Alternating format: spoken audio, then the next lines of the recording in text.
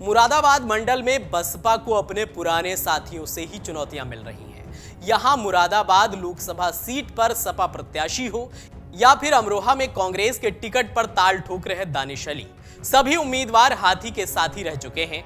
अब पाला बदलकर चुनाव मैदान में उतरे हैं। मुरादाबाद मंडल की सभी 6 सीटों पर बसपा, सपा, कांग्रेस गठबंधन और भाजपा कब्जा करना चाहते हैं। सभी पार्टियों के प्रत्याशी अपने अपने दावे ठोक रहे हैं। इन सभी सीटों पर बसपा का मुकाबला अपने ही पुराने साथियों से है। सपा ने मुरादाबाद लोकसभा सीट से रुचि वीरा को प्रत्याशी बनाया है। रुचि वीरा एक समय बसपा में थी और उन्होंने बसपा के टिकट पर विधानसभा का चुनाव लड़ा था। इसके अलावा अमरोहा में सपा कांग्रेस गठबंधन प्रत्याशी दानिश अली 2019 लोकसभा चुनाव बसपा के टिकट पर जीते थे। इसके अलावा रामपुर सीट पर भाजपा प्रत्याशी घनश्याम सिंह लोधी पर भाजपा ने दोबारा दांव लगाया है। घनश्याम लोधी भी बसपा के टिकट पर चुनाव लड़ चुके हैं, जबकि संभल में भाजपा उम्मीदवार परमेश्वर लाल सैनी भी बसपा में लंबे समय तक रहे हैं। नगीना सीट से भाजपा प्रत्याशी डॉक्टर ओम कुमार भी हाथी की सवारी कर चुके हैं। परिणाम क्या रहेंगे ये तो आने वाला वक्त बताएगा और वोटरों का रुख तय करेगा। फिलहाल चर्चा इस बात की है कि बसपा इन चुनौतियों से पार पाएगी या फिर पुराने साथी बसपा को मात देकर सफल हो जाएंगे। रामपुर लोकसभा सीट से भाजपा ने घनश्याम लोधी को प्रत्याशी बनाया है। इससे पहले वह सपा, भाजपा और बसपा में भी रह चुके हैं। भाजपा छोड़कर 1999 में बसपा में शामिल हो गए थे। 1999 में बसपा के टिकट पर लोकसभा का चुनाव लड़े थे। इस चुनाव में उन्हें जीत नहीं मिली थी। घनश्याम सिंह लोधी 2004 में हुए एमएलसी चुनाव के दौरान कल्याण सिंह की राष्ट्रीय क्रांति पार्टी और मुलायम सिंह यादव की सपा के गठबंधन के टिकट पर चुनाव लड़े और जीत प्राप्त की थी। 2007 में प्रदेश में बसपा की सरकार बनी थी। तब घनश्याम सिंह लोधी बसपा में शामिल हो गए थे। 2009 में एमएलसी रहते हुए बसपा के टिकट पर लोकसभा का चुनाव लड़े थे। इस चुनाव में भी उन्हें सफलता नहीं मिल पाई थी। तब सपा प्रत्याशी और अभिनेत्री जयाप्रदा ने जीत हासिल की थी।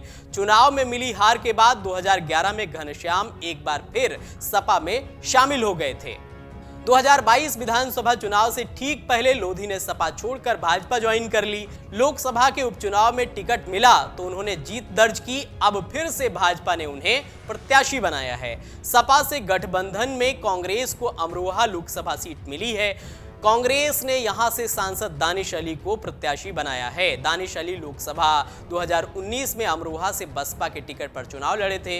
दानिश अली को इस चुनाव में जीत मिली थी। दानिश 2019 लोकसभा चुनाव से पहले बसपा में शामिल हो गए थे। 2019 में बसपा में शामिल होने से पहले वह कर्नाटक में जनता दल सेकुलर में थे।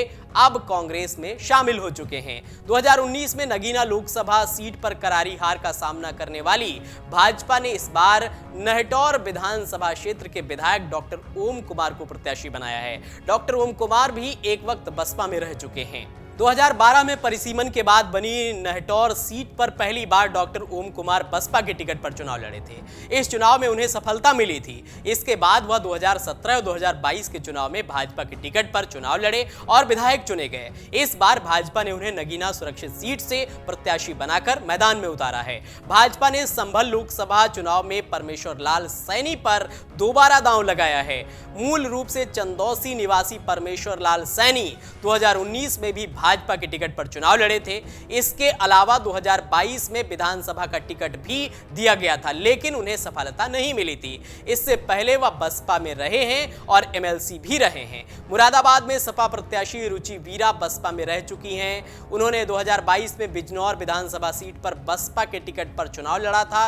इस चुनाव में उन्हें जीत नहीं मिली थी। हालांकि इससे पहले वह सपा के टिकट पर चुनाव लड़कर विधायक रह चुकी हैं और बिजनौर जिला पंचायत अध्यक्ष भी रह चुकी हैं। इस बार सपा ने उन्हें मुरादाबाद लोकसभा सीट से प्रत्याशी बनाया है। संभल में सपा प्रत्याशी जियाउर रहमान बर्ग के दादा डॉक्टर शफीकुर रहमान बर्ग भी बसपा के टिकट पर 2009 में लोकसभा का चुनाव लड़ चुके हैं।